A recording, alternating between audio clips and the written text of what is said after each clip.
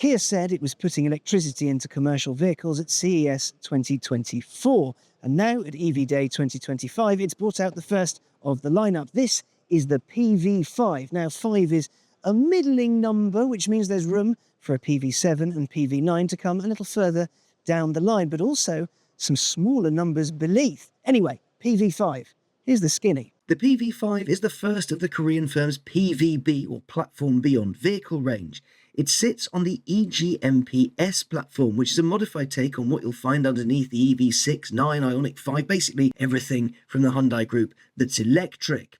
It's a skateboard you can do a lot with. There are a few takes of the PV5 here at EV Day, but the mainstay of the range, at least at launch, is going to be the Passenger and the Cargo models. It doesn't take a genius to figure out who those are aimed at. Now, passenger cars, they come with 3 rows of seats, but can be optimized for luggage movement or even ride sharing. Kia was consulting with Uber on that one. But if you're in the mood, you can even use one, says Kia, for light camping. Cargo PV5s will be ideal for businesses looking to shift their fleets to something a little greener. You'll also be able to get a chassis cab, which leads to a whole load of fun. The max load in the back is about 180 cubic feet, and a low lip means loading and unloading should be pretty easy. The chassis cab is exactly what it sounds like, a cab with a space on the back to do what you want with. The PV5 is a modular vehicle, which means customers, thanks to various industry partners, can do anything.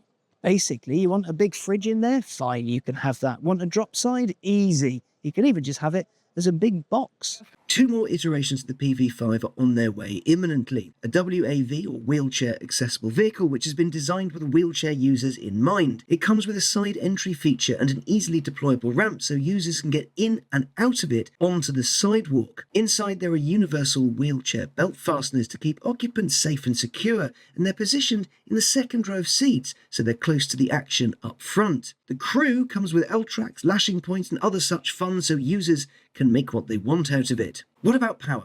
3 batteries are available. Sort of. The Cargo gets a 43.3 kWh LFP slab or the option of a 51.5 or 71.2 kWh NCM battery. The rest of the lineup can only choose from the largest 2 of those 3 options.